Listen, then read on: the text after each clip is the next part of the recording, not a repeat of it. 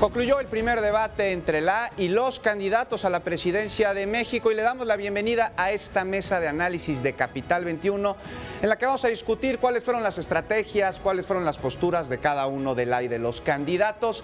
Alejandra Gallardo, te saludo con mucho gusto nuevamente. ¿Cómo estás, Juan? Muy buenas noches nuevamente. Gracias a ustedes que se quedaron en sintonía de Capital 21. Ya son las 10 de la noche con 5 minutos.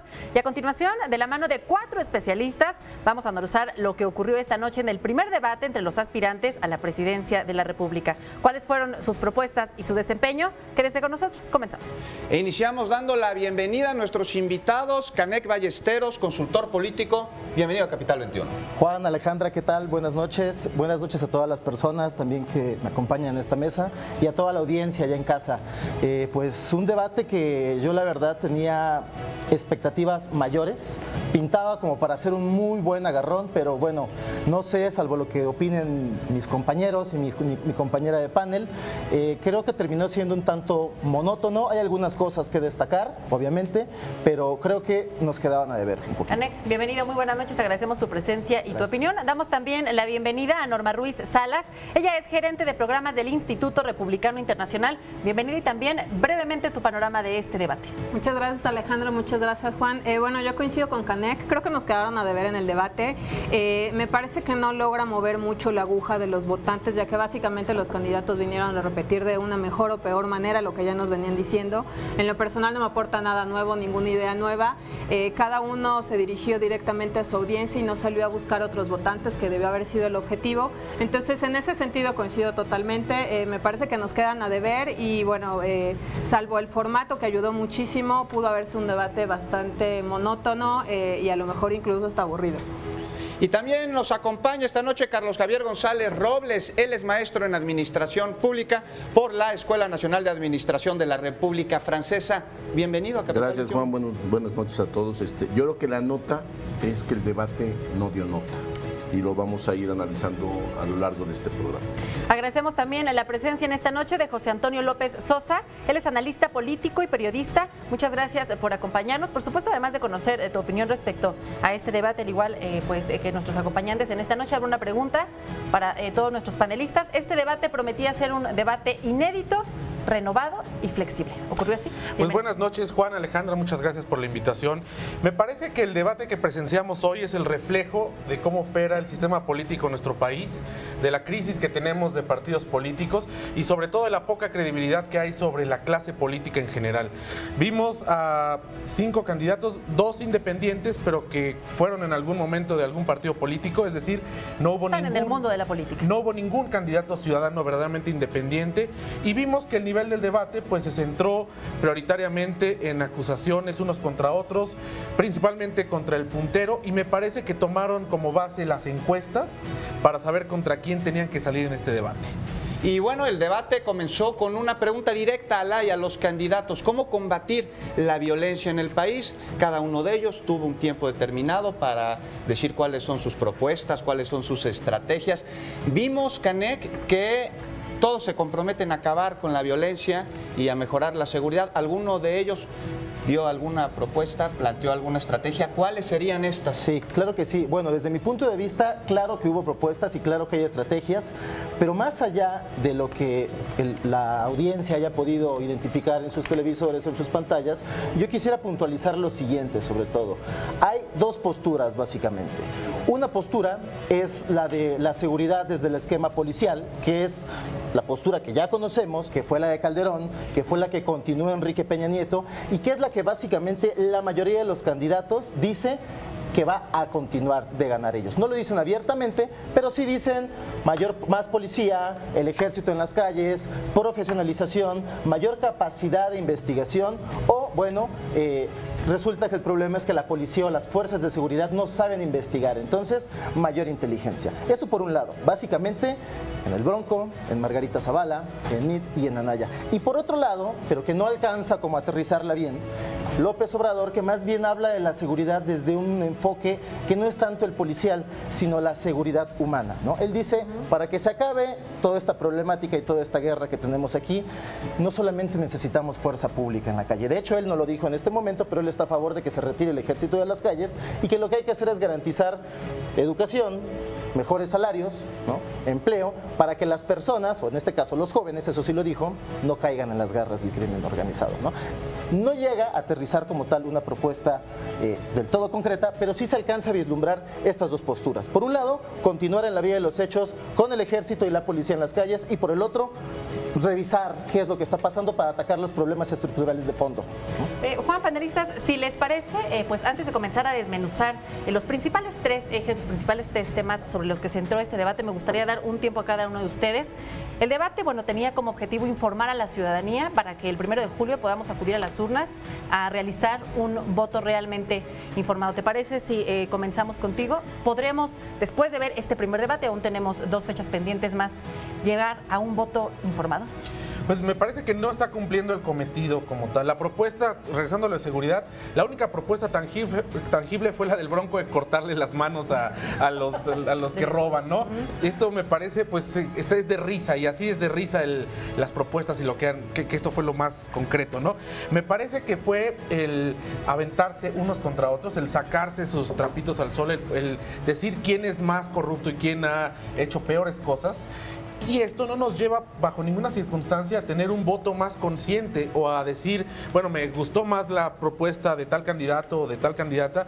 Me parece que ellos siguen centrados en sus spots, lo comentábamos antes de entrar al aire, y de ninguna manera me parece más bien que en este debate es ver quién fue más hábil para atacar al otro o quién se defendió mejor. Y esto es lo que le queda a la ciudadanía, que está muy lejos, lamentablemente, de darnos herramientas para poder llegar con un voto más informado.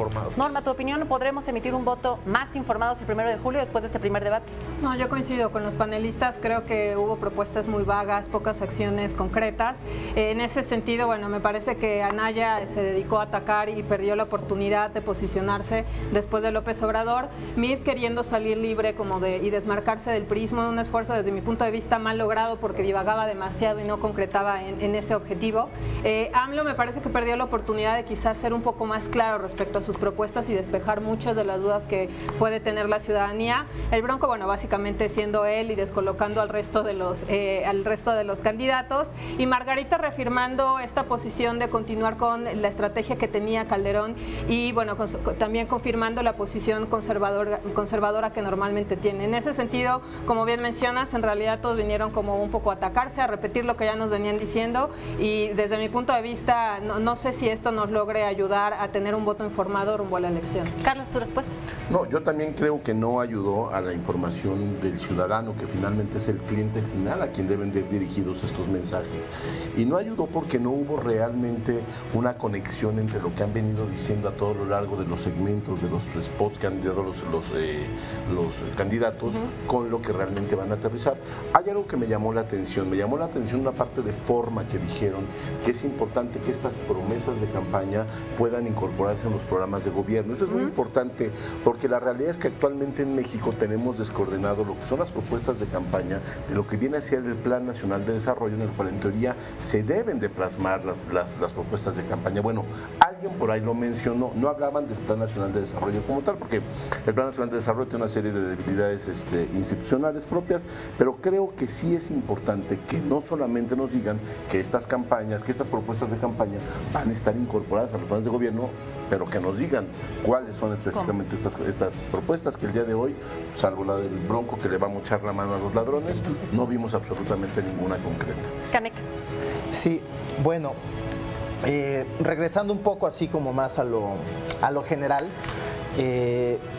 coincido en la mayor parte con lo que dicen mis compañeros y compañera. Hay algo respecto al voto informado y quiero posicionarlo. A mí me causó asombro la ligereza y pues podría llamarlo inclusive hasta descaro también, como los candidatos, hablando de informar, yo hablaría que más bien este debate también sirvió para desinformar mucho, ¿no? Porque hubo cifras que abiertamente y tranquilamente las dicen, ¿no? Diferentes además. Claro, claro. Entonces hay cifras falsas también ahí, y hay desinformación. Nadie dijo la fuente de sus cifras. Exactamente, además. exactamente. Por ejemplo, la ligereza con la que, por ejemplo, Anaya dice que López Obrador, por ejemplo, hizo que cayera la inversión pública en la Ciudad de México. Cuando yo recuerdo que durante el sexenio López Obrador Carlos Slim le empezó a meter una cantidad demencial de dinero al centro histórico. Así es, y sin duda, pero les quiero preguntar, ¿quién fue de la candidata o los candidatos el más descarado en este sentido? Para mi gusto, yo creo que estarían en un vis a vis entre Meade y Anaya. Anaya, por la ligereza con la que, como dice una cosa, dice otra, o sea, ahora ataca a Calderón, pero la aplaudía hace 3, 4 años, ¿no? Y Meade, el cinismo que tiene al hacer creer o al tratar de venderse, como bien decía Norma, como un candidato ajeno al PRI, cuando el priismo es algo que le viene de cepa, o sea, es de cuna, ¿no? Dionisio Meade, su papá, un gran priista, él a lo mejor nunca pisó la sede del PRI, ahí en Insurgentes, pero el PRI es algo que él ha mamado básicamente, ¿no? Perdón que te interrumpa, antes de que se nos vaya la idea, José Antonio, yo escuché una respuesta, estoy aquí al lado tuyo, cuando hicimos la pregunta al aire, ¿quién fue el más descarado? Creo que tienes algo que decirnos. Bueno, a mí me parecen dos también. En primer lugar pondría yo al Bronco, ¿por qué? Porque llegando con estas mayor parte de firmas, ya sea falsas, repetidas o incongruentes, inconsistencias como lo llamó el INE, pues llega además con toda la legitimidad que él mismo se otorga como candidato a criticar incluso al INE porque no le dan spots, sin hablar, cuando le preguntan abiertamente de sus firmas, dice y no dice que fueron los otros, que no sabe quién. Las travesuras no son suyas, dijo. No son suyas. Claro. Y por otro lado coincido con que José Antonio Meade, porque en vez, los priistas tienen la oportunidad en esta campaña y lo tuvieron en este debate de salir, José Antonio Meade como representante del PRI, y decir, ¿saben qué? Nos equivocamos.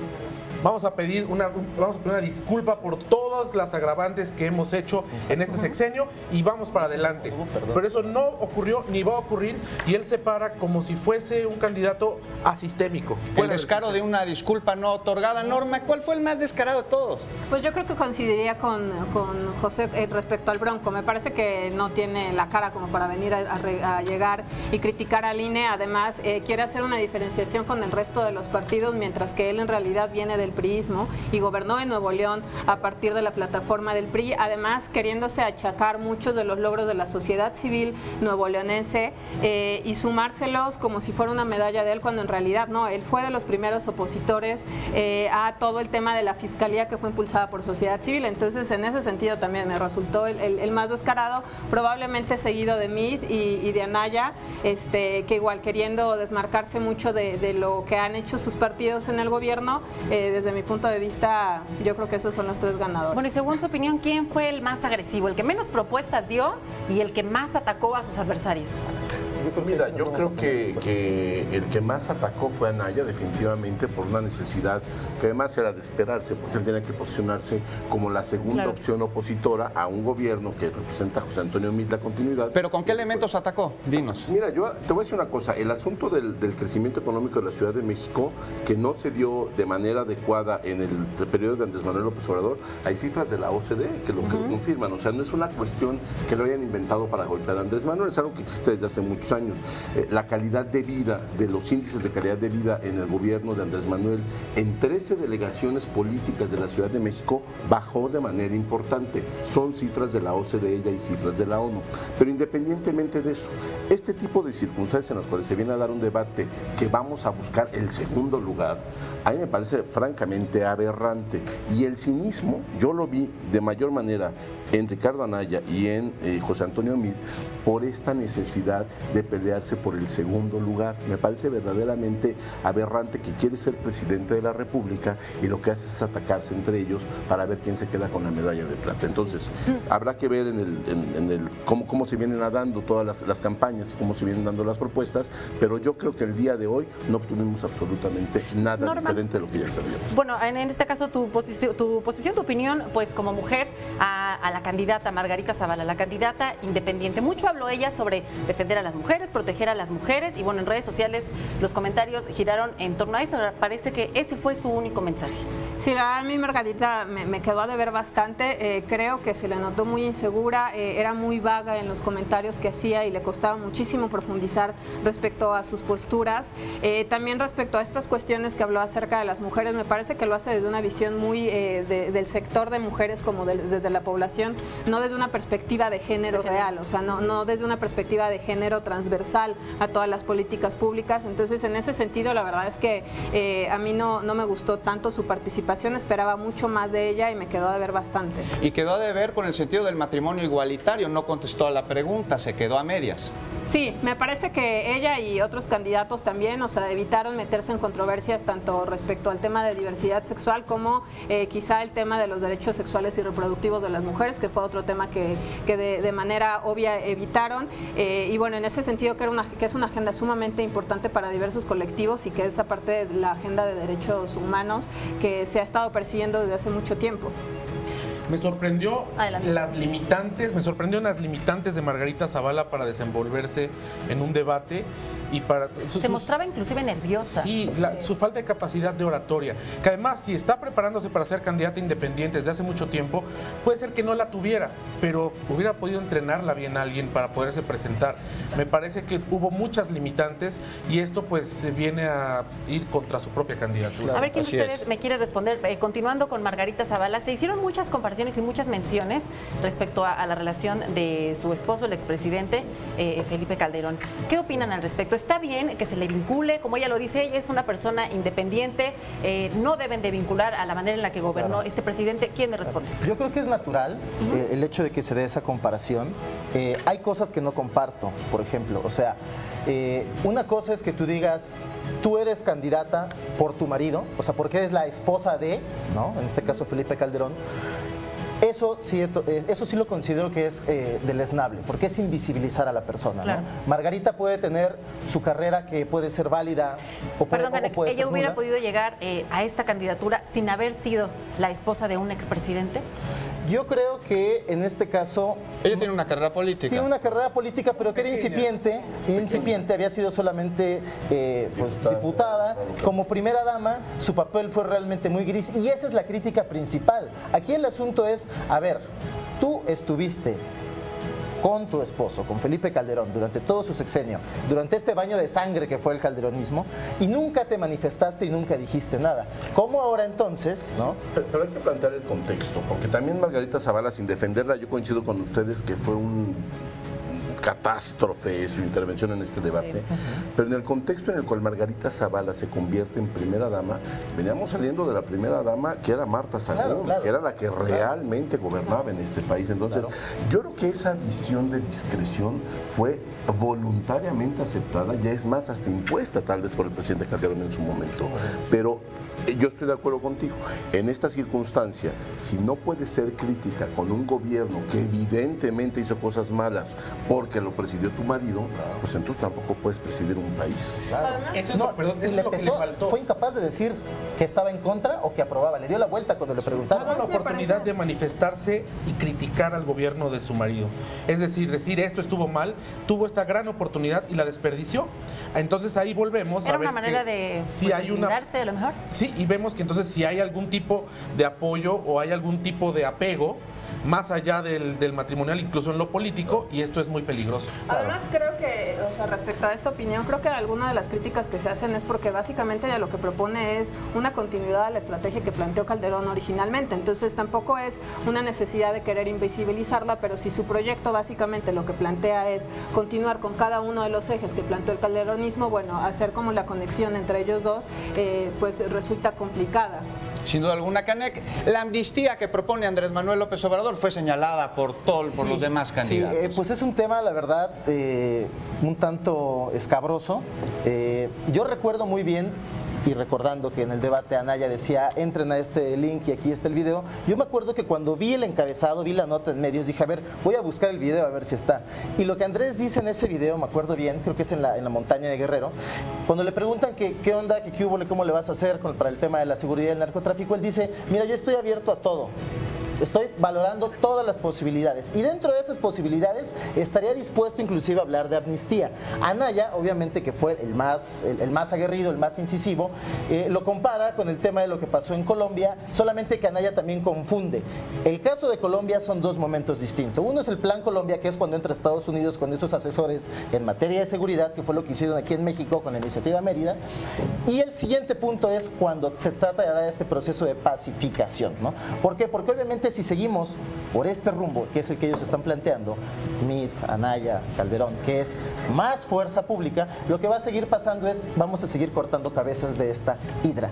Y Andrés Manuel en este caso lo que dice es, bueno, si hay que cometer el crimen, pero no lo terminó de decir aquí, pero lo que decía es, yo le estoy hablando más bien a ese campesino, me parece que una de las moderadoras sí lo dijo, ¿no? Ese campesino que no tiene de otra y siembra amapola, o ese joven, pero perdió la oportunidad de explicarlo, no, y se le fue, porque no lo explicó. Se le fue, no le quiso entrar. No le quiso entrar al tema y fue una gran oportunidad para que lo pudiera explicar. Y en cadena nacional. Aquí hay una cuestión que es importante distinguir desde el punto de vista constitucional. Andrés Manuel está siendo muy mañoso, porque la amnistía no la decreta el presidente de la República. La amnistía tiene que ser a través de una ley de amnistía que pasa por el Congreso de la Unión en términos del artículo 73. Andrés Manuel podría estar hablando entonces de un indulto. ¿Qué es lo que pasa? Si Andrés Manuel gana la elección y propone una ley de amnistía, que a mí me parece una locura que propongan una ley de amnistía en contra de este tipo de criminales, evidentemente que el Congreso no la va a pasar, el Congreso no la va a aprobar. Entonces, ¿qué es lo que puede pasar? Que la culpa otra vez sea de los adversarios políticos. Y Andrés Manuel, como dice José Antonio, lo debió de haber explicado correctamente, porque tal vez él a lo que en realidad se está refiriendo es a un indulto y no a una amnistía. Norma, ¿a favor o en contra de la amnistía de López Obrador?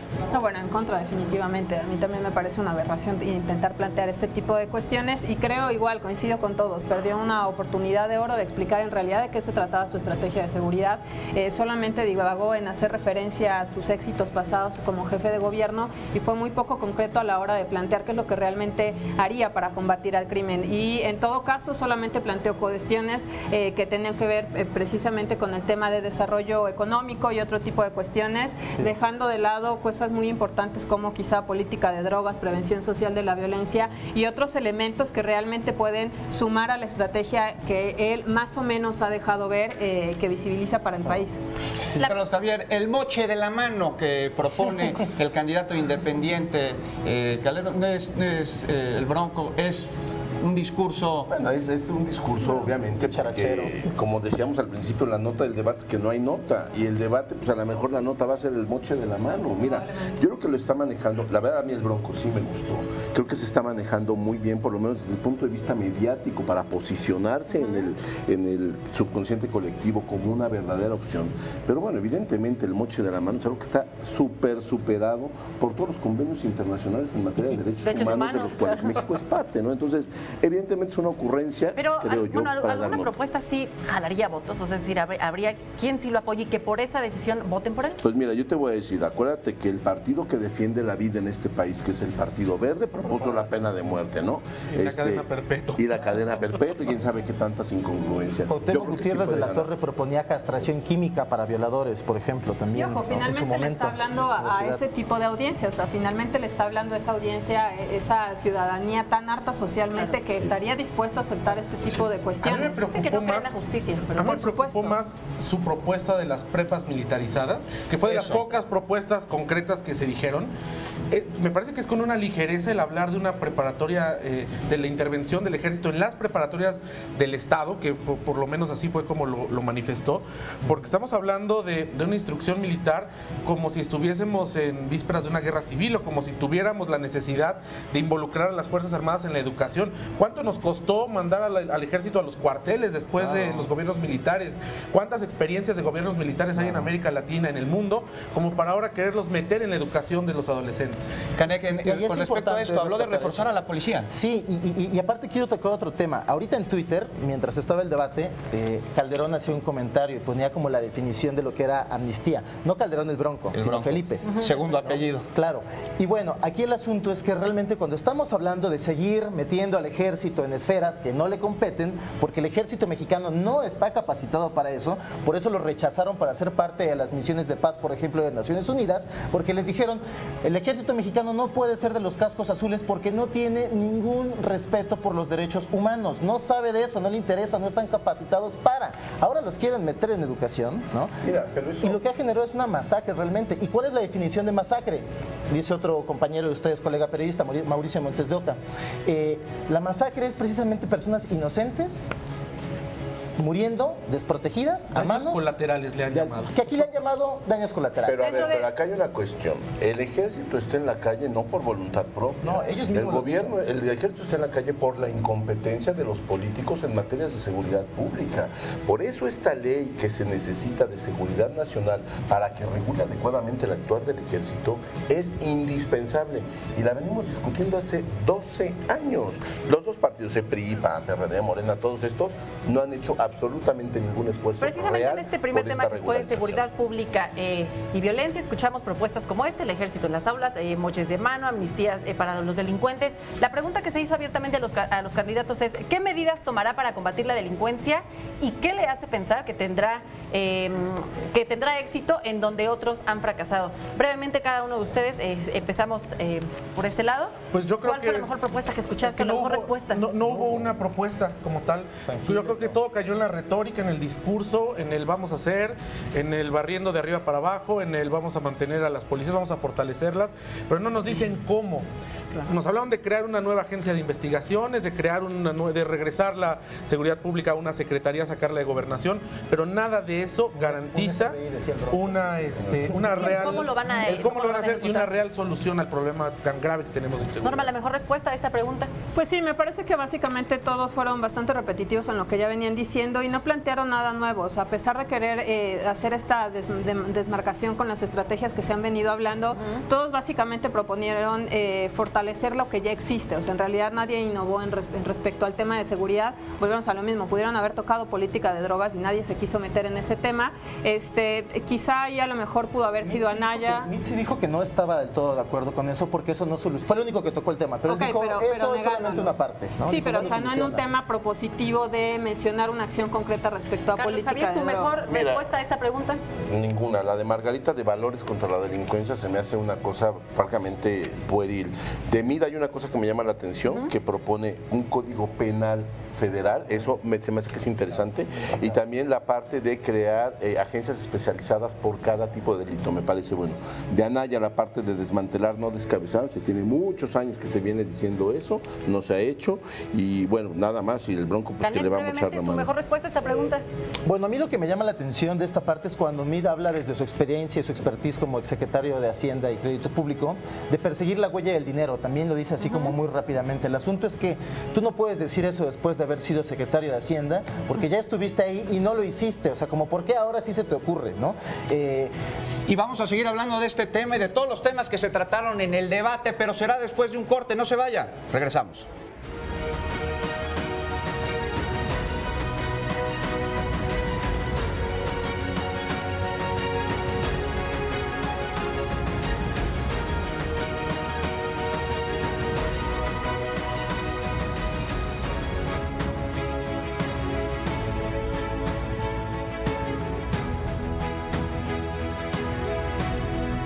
Gracias por continuar con nosotros en esta mesa de análisis del primer debate entre los aspirantes a la presidencia en este 2018. Estaba conversando con nosotros Canek Ballesteros. Nos decías, bueno, tu opinión respecto a eliminar el financiamiento. Así es el Bronco finalmente el que lo pone en la mesa, pero sí me gustaría ser como muy puntual en este asunto. Yo sí totalmente estoy en contra de que se retire el financiamiento público. Es una de sus propuestas centrales y trata y anda envalentonado junto con Margarita, diciéndolo en los lugares que puede, de yo renuncié, tú renuncias, ¿no? Hábilmente trató de comprometerlos ahí, obviamente no lo pescaron, no lo pelaron, como en muchas otras de sus estrategias, pero el problema de eliminar el financiamiento público de los partidos políticos en un país como México, con la crisis de seguridad que tiene, con el narcotráfico, nos obliga a preguntarnos entonces, si no es el Estado el que financia las campañas, ¿quién lo va a hacer? ¿no? Con la dependencia de los medios de la publicidad oficial, deja el narcotráfico, imagínate. Oigan, y ya había pasado antes esta estrategia, algunos dijeron que bueno, ya lo daban a los damnificados, ya donaban alguna parte de los recursos que se dan para estas campañas. ¿Esto es algo nuevo o ya había ocurrido? No, bueno, lo dijeron después del sismo, populismo puro, que parece que el único que realmente lo hizo después del 19 de septiembre fue el PRI, que da 250 millones de pesos, y luego por ahí nos enteramos que en Chihuahua hubo un desvío de fondos de 250 millones de pesos que tiene Alejandro Gutiérrez en la cárcel ahorita. Entonces, es algo que ya se había planteado, la verdad. Es muy sencillo regalar el dinero cuando no es tuyo. Y aquí el asunto que decía Canek de la falta, o más bien de la falta de seguridad del financiamiento público, más bien del financiamiento privado, se planteó en la reforma que hizo Ernesto Zedillo, que da autonomía al IFE en aquel entonces, se planteó, fue motivo de un gran debate, el tener financiamientos públicos o financiamientos privados, y la conclusión fue que eran mejor los públicos. Nada más creo que aquí hay una cuestión que tenemos que ver claramente. Los montos del financiamiento son los que son verdaderamente insultantes en el país. Además, José Antonio, perdón. Además, en ese sentido, ojo, me parece que en realidad sí es una medida popular que no responde a la demanda ciudadana, que no tiene que ver con dejar de financiarlos, sino transparentarlos. En realidad, eso es lo que viene exigiendo la ciudadanía. No, o sea, no tiene tanto que ver con el dinero que les den, sino cómo le están gastando. Los partidos políticos hoy en día son un hoyo negro en donde nadie sabe cómo lo gastan, a dónde van. Todos esos recursos son recursos públicos. Ellos deberían de tener los mismos estándares de transparencia con los recursos que se les exigen a otras dependencias o que se les exigen a las empresas que tienen contratos con el gobierno. Entonces, más bien es una cuestión de poder transparentar a los partidos políticos y que ellos se comprometan a impulsar este tipo de medidas para fortalecer la democracia y no estar apelando a medidas populacheras de, bueno, yo me lo quito, tú me lo quito, nos los quitamos Pero todos. sobre todo, hablando de transparencia en los temas relacionados con el combate a la corrupción, coinciden los candidatos en que debe haber mayor transparencia, en que debe haber declaraciones, pero alguno de ellos nos dice cómo van a lograr para que esta transparencia se pueda dar. Le gusta la transparencia. Ajá. Todos han, Andrés Manuel ha estado como jefe de gobierno, Mitt como secretario de Estado, Anaya como diputado, el Bronco como gobernador, Margarita como diputada, y ninguno de ellos ha hecho nada por mejorar la Ley Federal de Transparencia, y todos en algún momento han abonado para que se reserve información, para que se le ponga el pie al solicitante. Entonces, lo que dicen en el discurso es una cosa, pero realmente lo que están haciendo y lo que han hecho a lo largo de estos años es totalmente lo contrario en materia de transparencia. Ya no digamos en materia de corrupción, que es otro tema también que va junto con pegado. En materia de corrupción me parece que no hay ninguno de ellos que pueda salvarse. Y no de los señalamientos que se hicieron hoy de que si Bejarano, que si la estafa maestra.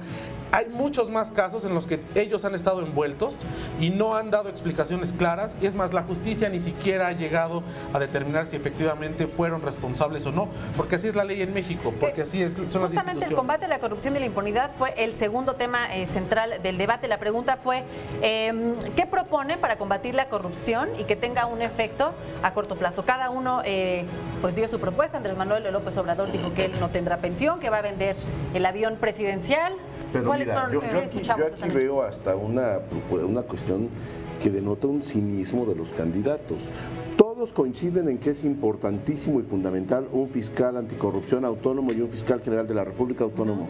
Esa reforma constitucional existe desde el año 2012 y en el año 2014 ya las propuestas. ¿Y ellos lo saben? ¿Lo deben saber? Ellos lo saben, sus partidos políticos. ¿Y sabes por qué no se ha nombrado? Por falta de voluntad política de los partidos que hoy postulan a estos señores. Entonces, yo creo que estamos asistiendo de nueva cuenta a una simulación en el mensaje que están dando y una falta de voluntad verdadera de llevar a cabo acciones que combatan a la corrupción. Porque como decía José Antonio, todos en algún momento de su carrera han estado metidos en cuestiones en las cuales la transparencia no es su fuerte y por lo tanto prefieren que este tipo de cosas. En el tema de corrupción, Jaime Rodríguez el Bronco propone diputados autónomos. ¿Cómo sería esto? Pues en realidad sigue siendo parte de sus propuestas populacheras. A mí me causó bastante preocupación el hecho de que cada uno de los candidatos tenía una visión de la corrupción desde un punto de vista de los valores, de una decisión individual, de yo soy honesto, yo soy mejor persona, y ninguno apeló a que en realidad la corrupción hoy en día en México es sistémica. O sea, sí tiene que ver con la decisión individual, pero estamos en un sistema que genera espacios que premian la corrupción. Digo, la llegada de determinados independientes a partir de firmas ilegales es una de las muestras que más se le claras. cuestionaron. Que se les cuestionaron bastante. Entonces ahí me parece que sí, todos en lo discursivo se quisieron ver muy preocupados por el tema del combate a la corrupción, pero ninguno de ellos mencionó acciones concretas a partir de las cuales se puede llegar a combatir este gran mal de México. Y lo peor de todo es que en realidad ni siquiera tienen que reinventar el hilo negro. O sea, hay una sociedad civil muy fuerte con respecto a estos temas, que desde la semana pasada ya planteó 11 temas muy específicos a partir de los cuales se puede combatir la corrupción, y fueron muy pocos los que hicieron eco de esa agenda y si lo llegaron a hacer, lo llegaron a hacer efectivamente en el tema de la Fiscalía, que no ha podido pasar por una falta de voluntad política, pero no profundizaron más allá de eso. Y muchos señalamientos, entre los candidatos en el tema de corrupción y de transparencia y de rendición de cuentas. Así es. ¿Y las propuestas? las propuestas parece ser que no llegaron del todo al debate.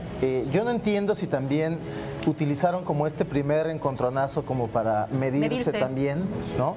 Porque me queda claro, propuestas tienen. O sea, yo a todos les he escuchado propuestas más concretas y más específicas. No se atrevieron a sacarlas, no les dio como el formato. O también ahora que es muy común en esta campaña el plagio de las propuestas, dijo, pues sabes, a lo mejor alguien dijo controlados. Exactamente. Ahí es muy fácil dar una propuesta. Algo que era esperado en este debate, pues eran los cuestionamientos que se le iban a hacer a Andrés Manuel López Obrador sobre pues su manera de vivir, de dónde tenía el dinero, si puede pagar sus traslados aéreos. ¿Cómo se mostraron los candidatos en ese sentido? ¿Lo atacaron como se esperaba? ¿Él respondió como no, yo también siento que en ese sentido lo respetaron mucho, y eso también te debe de hablar de que efectivamente pues no hay tanto de dónde sacarle a Andrés Manuel unas cuestiones de corruptelas. Lo más que retuvo el auditorio fue que tiene por ahí 3 departamentos, que no es lo mismo tener un departamento en Virreyes que tenerlo en la colonia Guerrero, ¿no? No dijeron claramente dónde estaban entonces, o vivir en Atlanta. Entonces, yo creo que sí lo intentaron atacar, pero me parece, y lo digo solamente por una cuestión intuitiva, que no hay tanto para atacar a Andrés Manuel desde ese punto de vista, y por lo tanto, pues fue solamente una pequeña escaramuza en la cual le quisieron alterarlo, porque era lo que venían, alterar al candidato, y parece que no dio resultados. Y la fiscalía. Sobre todo cuando tienes a un exsecretario de Hacienda, como Mitt, que él se cuelga la medallita de que gracias a él hay exgobernadores presos en la cárcel. Si el gobierno federal, que obviamente pues, estarían encantados de la vida de tener algo contra el candidato que va en la cima de las encuestas, obviamente ya se lo habrían sacado no desde hace 6 años, sino desde hace 12. Que precisamente MIT promete poner en cintura en temas de transparencia al INE y al SAT, ¿no? Lugares donde puede ser. Pero nos dicen cómo lo va a hacer. Y el tema, parece que hay una coincidencia en la Fiscalía General y la Fiscalía Anticorrupción. Sí. ¿Cómo funcionaría esta fiscalía? ¿Alguno nos dijo cuáles van a ser sus acciones y sus programas? No, la verdad no, solamente fue el Bronco quien lo comparó con lo que están haciendo actualmente en Nuevo León, que la verdad no sé si sea un modelo aplicable al resto del país, no sé cómo esté funcionando en Nuevo León, pero nadie lo dijo, pero es lo que te comento, eso ya está en la Constitución, ya se debatió, ya está aprobado, falta la ejecución porque no hay voluntad política de hacerlo. Si MIT tuviera esa voluntad que dijo por parte de la Secretaría de Hacienda o lo que está proponiendo, no se hubieran esperado a que los encarcelara él hubiera formado parte de ese grupo que los encarceló. No hubieran permitido esos desvíos en los gobiernos estatales cuando él era secretario de Hacienda, y no nada más él, el gobierno en su conjunto. Se esperaron hasta que estallara la bomba y después nos vendieron que ellos son los buenos porque los metieron a la cárcel cuando ellos dejaron pasar todos esos desvíos, ¿no? Sí, Mida al inicio de esa intervención dice que al PRI le duele la corrupción, ¿no? Lo que no dice es que les duele Yarrington, que les duele César Duarte, que les duele Javier Duarte. Oigan, ¿y funcionaría una cárcel para corruptos como lo propone Margarita Zavala? ¿Por qué te ríes? Platícate. Primero tendrán que llegar a la cárcel de entrada. Porque estamos hablando que el sistema penitenciario en México está colapsado. Primero, legalmente, ¿cómo van a hacer una penitenciaría exclusiva para políticos corruptos? Esto iría contra todas las normativas de derechos humanos. Un nuevo lugar, por un trato diferente. Es imposible hacer. Esto fue una ocurrencia que no sé si en ese momento, no creo que algún asesor se lo haya dicho, pero me parece una pésima ocurrencia por parte de Margarita Zavala. El sistema penitenciario del país tiene males mucho mayores por los cuales preocuparse que por hacer cárceles VIP para ladrones o criminales de cuello blanco. Además, ojo, con los niveles de impunidad que existen hoy en día en el país, puedes tener una cárcel preciosa para corruptos que esté totalmente vacía, que es otro de los temas que me parece que evitaron de manera muy deliberada, el tema de la impunidad. Una de las grandes causales por las cuales tenemos estos niveles de corrupción es porque todos los políticos que hacen corruptelas saben perfectamente bien que no van a caer en la cárcel. Entonces, en el análisis de costo-beneficio, pues les sale mucho más barato seguir haciendo todo este tipo de cuestiones porque están protegiéndose mutuamente. Entonces proponen una cárcel especial para corruptos, pero alguno de ellos propone no atacar síntomas de la corrupción, sino cuáles son las causas. No, exactamente, es el problema. Todos están intentando atacar los síntomas, las manifestaciones de la corrupción, que hasta ya nos dijo el señor presidente de la República que es cultural y que somos corruptos porque lo traemos en nuestro ADN. Bueno, ya nos dijeron eso. ¿Cómo vamos entonces a hacer para que eso cambie? No se trata, y yo coincido con José Antonio y con Canek y con Norma en lo que se ha dicho aquí. Ojo, no hay que olvidar que el gran gran endeudamiento que se dio en Coahuila en la época de Moreira fue porque la Secretaría de Hacienda lo aprobó, que luego dijeron que se habían falsificado ahí unos documentos del Congreso del Estado, pero eso era en el gobierno de Felipe Calderón, en el cual Ernesto Cordero era el secretario de Hacienda y también José Antonio Meade era parte de ese gabinete. Claro. Se vuelven a dar otro tipo de situaciones iguales en este sexenio y yo coincido contigo, solamente, ya lo que dijo Anaya y es cierto, como el PAN y los otros partidos de alternancia llegaron a ganar, por eso están en la cárcel. Mira, si en un solo estado como Veracruz se pueden robar 36,000 millones de pesos, yo no sé cuánto más se han de robar en otros estados de la República que ni nos hemos enterado. El último tema, democracia, pluralismo y grupos vulnerables. ¿Qué fue lo mejor y lo peor que escucharon rápidamente? A mí me parece que todo fue muy, muy malo. ¿Por qué? Porque ninguno de ellos les gusta la democracia. Margarita Zavala pertenecía al PAN, como vio que no podía ganar, se fue por la independiente, no le gusta la democracia. José Antonio Meade viene del Partido Revolucionario Institucional, donde quien le puso el dedo fue el presidente de la República. Eso no es que le guste la democracia. Anaya hizo el pacto con Alejandra Barrales para hacer el frente, para él quedar como candidato presidencial, Alejandra Barrales como candidata a jefe de gobierno, eso no es que le guste la democracia.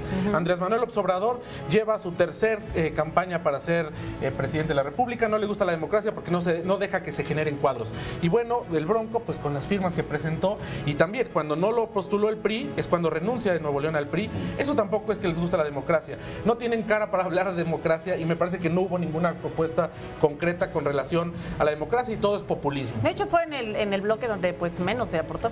Claro, además, bueno, a mí me parece que si tan comprometidos estuvieran con la democracia, de entrada hubieran dejado de atacar al INE en ese bloque. Digo, uno de los pilares fundamentales de la democracia en este país es el INE, que es una institución que cada 6 años solamente los partidos se dedican a desprestigiarla y echarle la culpa por sus derrotas. Entonces, un buen inicio hubiera que se comprometieran a aceptar los resultados y a fortalecer las instituciones más allá de estar jugando a desprestigiarlas cada elección.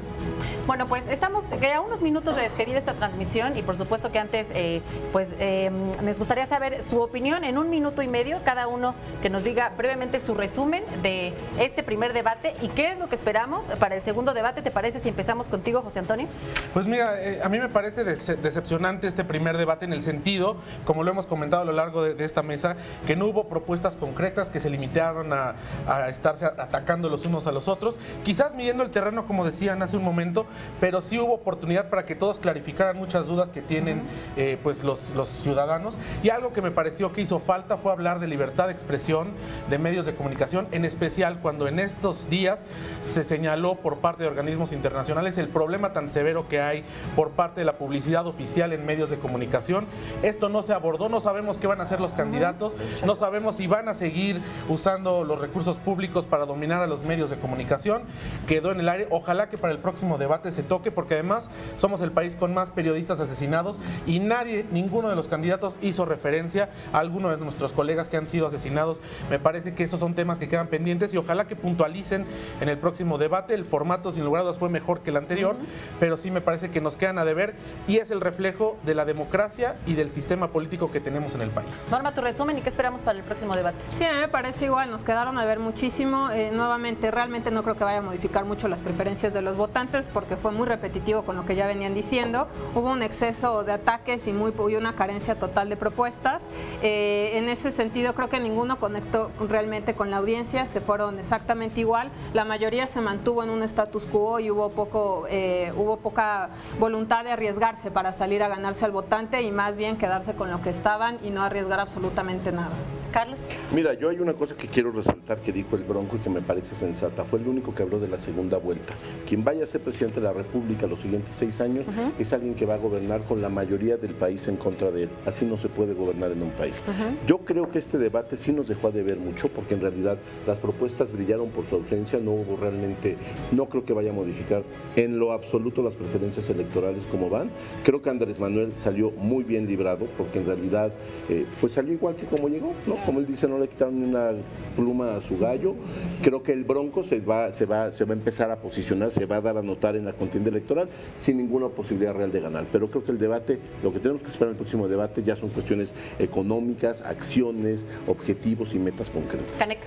Bueno, coincido con lo que dicen mis compañeros y mi compañera. Yo creo que al día de hoy, en este momento, después de que finalizó el debate, yo creo que López Obrador sigue con el 90% de las posibilidades de quedar en primer lugar, según la encuesta esta de Poll of Polls. No creo que se vaya a modificar nada ¿cómo amanecemos con la encuesta? sustancialmente. Habrá que ver, digo, esa es nuestra percepción. Yo creo que lo hizo bien. En algún momento parecía que este debate, más que el debate presidencial, se llamaba Pregúntale a AMLO, ¿no? Fueron muy descarados en algún, o sea, llegó un punto en que llegó a ser como enfadoso, ¿no? Llegó a ser como enfadante realmente, y yo espero que realmente en el segundo y tercer debate, no creo que haya 5 debates ni 10 como quisieran haya, ¿no? De enfrentarse con López Obrador todas las semanas, pero yo espero que sí las propuestas brillen, ¿no? Que finalmente aparezcan, porque las hay, ¿no? El asunto es que también los mismos candidatos prefieren reducir todo a los ataques, ¿no? Y entrarle a las propuestas. Si decidieran irse por las propuestas, a lo mejor sería distinto, y a lo mejor sí podrían conectar, y a lo mejor se podrían mover inclusive más las preferencias, ¿no? Bueno, pues sin duda alguna es un debate con el cual pues, los ciudadanos, los electores, podemos tener a la mano cuáles son las propuestas de cada uno de los candidatos en distintos temas. Nos quedaron a deber, en eso coincide nuestra mesa de análisis del día de hoy. Se dieron también, Alejandra, pues muchas propuestas, pero no dijeron cómo iban a lograrlas y se señaló muchísima problemática. ¿No es pues así? Lo bueno es que tenemos 2 fechas pendientes todavía, el 12 de junio en Mérida y el 20 de mayo en Tijuana. Esperemos que, bueno, como bien dijo Caneca, a lo mejor esta es una manera de medirse entre ellos, ver qué tan preparados llegaban. Inclusive lo comentábamos en un principio, parecía, por ejemplo, en el caso del candidato José Antonio Meade, que se había memorizado pues sus principales discursos. Pero ya no tienen tiempo, ya no tienen tiempo para ahorita estarse midiendo, porque las elecciones están a 2 meses y medio y la ventaja que ya lleva el puntero parece ser irremontable. Y no se dan cuenta que Andrés encantado que con se estos midiendo. cuestionamientos lo que están haciendo es fortalecer a Andrés Manuel López Obrador. A mí me parece que es lo que están haciendo, y no sé si sus equipos de campaña no se dan cuenta que lo siguen mandando a cuestionar y a cuestionar lo mismo. No, y Andrés se ríe, o sea, Andrés, a diferencia de otras elecciones, bueno, sobre todo en el 2006, porque en el 2012 nunca fue arriba en las encuestas, Andrés se le nota ya de buen humor, se burla, se ríe, se los cotorrea, les da la vuelta, no cae en provocaciones. Para mi gusto fue inteligente en ese sentido, aunque no nos explicó, pero Acá fue hay una inteligente. cuestión que tenemos que esperar para los siguientes debates, que le hablen a los indecisos, que siguen siendo un porcentaje importantísimo de la población. Esos son quienes van a decidir la elección. Y hoy nadie le habla a los indecisos. Todo el mundo le habla a su voto duro, y a su voto duro que ya lo tienen seguro. Entonces la verdad es que no tuvo mucho sentido en este Lo que se pretende es eso, que escuches hoy una propuesta que te interesa, que obviamente por el tiempo no permitirán que te den todos los detalles, el cómo, los pormenores, pero que te invite a acercarte a sus plataformas y de esa manera pues conectarte con los candidatos y ejercer tu voto. Y en ese sentido, ojo, o sea, a lo mejor el nivel de debate de puede que impacte en los consecuentes, porque si tú viste una calidad en donde no hay propuestas, nada más se dedican a atacar, probablemente la cantidad de gente que vea los subsecuentes debates no sea tanta. Entonces, me parece que en ese cálculo de querer medirse entre ellos, perdieron una oportunidad de oro para enganchar al votante a seguir escuchándolos y seguir informándose respecto a las posturas de cada uno. Y sobre estas posturas, sí. Dinos, ¿cuál es la recomendación para el electorado, para la población, para nosotros, los ciudadanos de a pie, de utilizar esta herramienta que es el debate, una herramienta para que exista un voto informado? Pues me parece que compararlo, contrastarlo con las propuestas de campaña, tener mucho cuidado con las fake news en redes sociales. Para eso hay medios de comunicación, para eso estamos periodistas que validamos de una otra forma qué es cierto y qué no es cierto, y informarnos a partir de un debate para poder analizar. Lamentablemente el debate no nos da las herramientas para poder decidir un voto, considero, pero sí hay que hacer un doble esfuerzo como ciudadanos de analizar, de contrastar y saber cuál es la mejor opción para cada uno. Claro. Sí.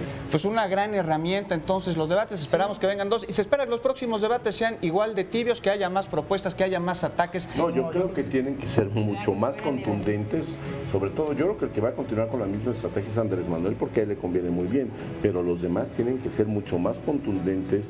A mí hasta me da risa, la verdad, cuando sacan sus cartoncitos y se ponen ahí a hacer cosas que ya todo el mundo vio. En realidad hubiéramos esperado alguna revelación verdaderamente importante que fuera a sembrar la contienda electoral, pero eso no pasó. Yo espero que pasen los siguientes. Desaprovecharon el debate y los candidatos. Así, sensatez, ¿no? Sensatez por parte de los candidatos para presentar sus propuestas claramente, para hablar con claridad a todos los ciudadanos y no nada más a su voto. Un poquito de sensatez de lo que son, de dónde vienen y de a qué partido pertenecen. Claro. Muchísimas gracias a José Antonio López, Carlos Javier González, Norma Ruiz Salas y Canek Ballesteros por acompañarnos esta noche en esta mesa de análisis postdebate. Muchísimas gracias. Y bueno, se ve que Andrés Manuel López Obrador se consolida con este debate y bueno, podremos decir que fue el ganador. Sí, y que Margarita Zavala tiene un declive eminente. Yo no me voy a meter ganadores o perdedores en el debate. Esa idea nos la han vendido mucho, pero más bien no sale raspado. O sea, todo el mundo jurábamos que iba a salir con uno que otro. Y lo seguiremos discutiendo. Y nosotros le agradecemos que nos haya acompañado en esta mesa de análisis después del primer debate entre él y los candidatos a la presidencia de México. Y lo invitamos a que siga disfrutando de la señal de Capital 21. Excelente noche. Buenas noches. Muchas gracias.